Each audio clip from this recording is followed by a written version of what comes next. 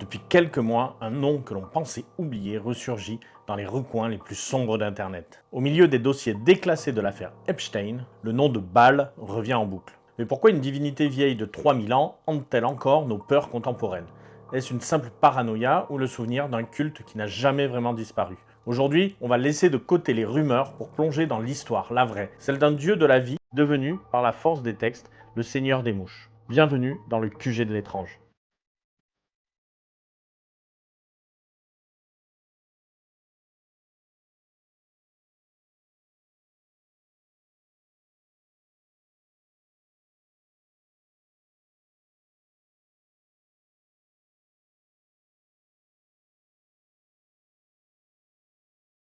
Mais alors, qui est ce Baal? Eh bien, à la base, ce n'est pas le nom d'un dieu, c'est un mot qui signifie seigneur. Et il s'appliquait à l'époque cananéenne à une multitude de dieux. Mais celui qu'on connaît le mieux sous ce nom est en réalité à la base un dieu cananéen et phénicien de la fertilité et du temps, principalement celui de l'orage. On pense même que Zeus est tiré de ce dieu. La preuve de la grandeur du dieu Baal, on la retrouve en 1929 dans les ruines d'Ugarit, en Syrie. Les tablettes d'argile nous racontent le cycle de Baal, une épopée digne de Game of Thrones.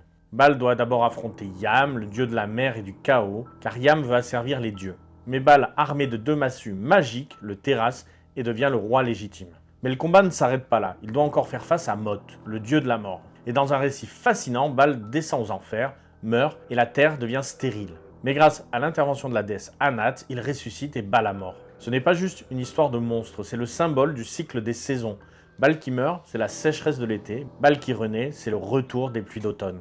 On est loin, très loin de l'image du démon biblique. Le vent tourne lorsque le culte de Baal voyage vers l'ouest, jusqu'à Carthage, la grande rivale de Rome. Là-bas, il devient Baal Amon, et c'est ici que l'histoire s'assombrit. Les auteurs grecs et romains, comme Plutarque, racontent avec horreur que les Carthaginois sacrifiaient leurs propres enfants pour apaiser Baal. On les aurait placés dans les bras d'une statue de bronze, chauffée à blanc pour qu'ils glissent dans un brasier. On appelle ces lieux de rituel les Tophets. Mais attention, les historiens modernes sont très prudents. N'oubliez pas que ce sont les Romains qui ont écrit ces histoires après avoir rasé Carthage. C'était la propagande parfaite pour justifier la destruction totale d'un peuple et les faire passer pour des monstres, à l'image de Baphomet pour les Templiers. Mais on y reviendra dans une autre vidéo. Aujourd'hui, certains archéologues pensent que les Tophets n'étaient que des cimetières pour bébés morts naturellement. Une manière de les convier à la divinité. Alors, réalité, rituel ou fake news antique? Le débat fait encore rage, mais c'est bien cette rumeur de dieu mangeur d'enfants qui va sceller le destin de Baal. La chute finale de Baal se joue dans les pages de la Bible. Pour les prophètes d'Israël, Baal est le rival numéro 1 de Yahvé. Et c'est vraiment une guerre de religion totale. La reine Jézabel, fervente adoratrice de Baal, tente d'imposer son culte, déclenchant la fureur du prophète Élie. C'est à ce moment qu'on utilise l'arme la plus destructrice, la moquerie.